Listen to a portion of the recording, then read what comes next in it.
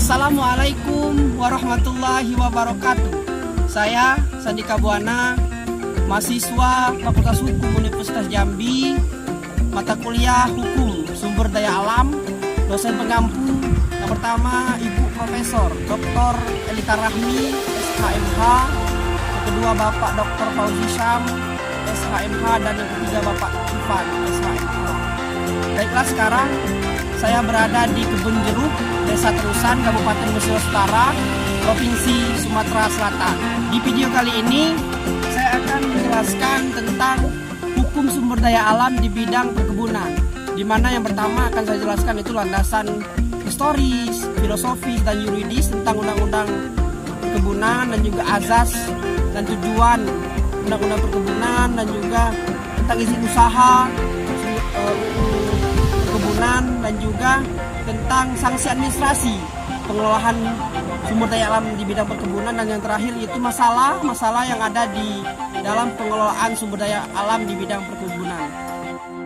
Baik, untuk lebih jelasnya silakan cek video ini. Pengertian hukum perkebunan.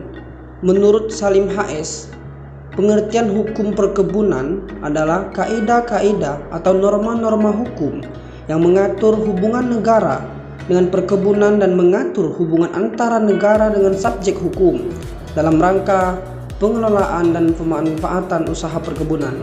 Di dalam definisi tersebut ada unsur-unsur, yaitu yang pertama adanya kaidah atau norma hukum, yang kedua adanya subjek hukum, yaitu negara dengan perkebunan, negara dengan subjek hukum, yang ketiga yaitu adanya objek yang diatur.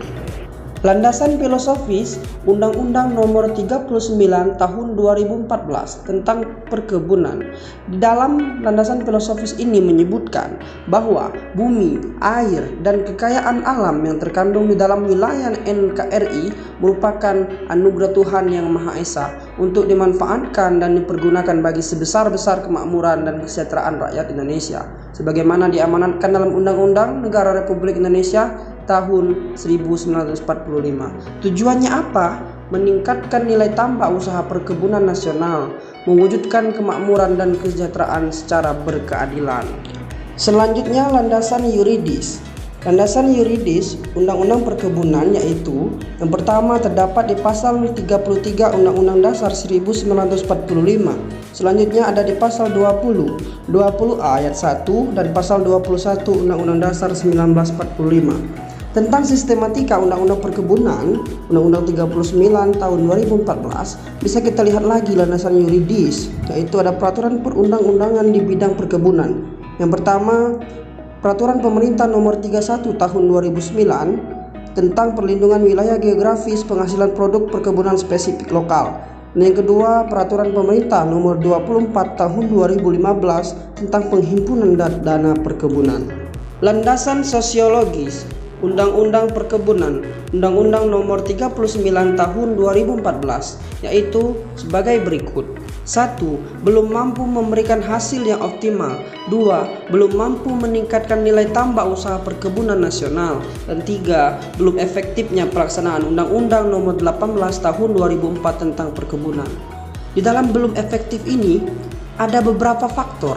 Yang pertama yaitu menangani konflik perkebunan, yang kedua pembatasan penanaman modal asing, yang ketiga kewajiban menyiapkan sarana dan prasarana perkebunan, dan selanjutnya izin usaha perkebunan, dan yang terakhir sistem data dan informasi di bidang perkebunan serta sanksi bagi pejabat. Azas-azas Undang-Undang Perkebunan. Yang pertama, azas kedaulatan. Yang kedua, azas kemandirian. Yang ketiga, azas keterpaduan. Yang keempat, azas kebersamaan. Yang kelima, azas keterbukaan. Yang keenam, azas efisiensi berkeadilan. Yang ketujuh, azas kearifan lokal. Yang kedelapan, azas kelestarian fungsi lingkungan hidup.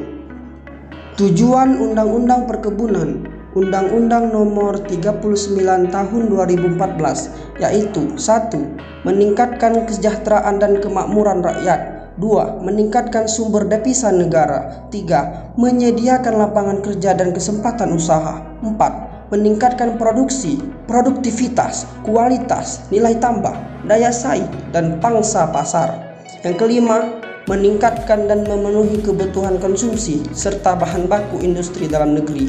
Yang keenam, memberikan perlindungan kepada pelaku usaha perkebunan dan masyarakat. Yang ketujuh, mengelola dan mengembangkan sumber daya perkebunan secara optimal, bertanggung jawab, dan lestari. Dan yang terakhir, yang kedelapan, meningkatkan pemanfaatan jasa perkebunan. Jenis-jenis usaha perkebunan. Yang pertama, usaha budidaya perkebunan, yaitu serangkaian kegiatan pratanam, penanaman, pemeliharaan tanaman, permanenan, dan sortasi. Yang kedua, usaha pengolahan hasil perkebunan, yaitu kegiatan pengolahan yang bahan baku utamanya hasil perkebunan untuk memperoleh nilai tambah. Dan yang ketiga, usaha jasa perkebunan, yaitu kegiatan untuk mendukung usaha budidaya tanaman dan atau usaha pengolahan hasil perkebunan. Demikianlah video tentang hukum sumber daya alam di bidang perkebunan. Semoga bermanfaat dan bisa memberikan wawasan dan pengetahuan tentang hukum sumber daya alam. Terima kasih. Billahi taufiq wal hidayah. Wassalamualaikum warahmatullahi wabarakatuh.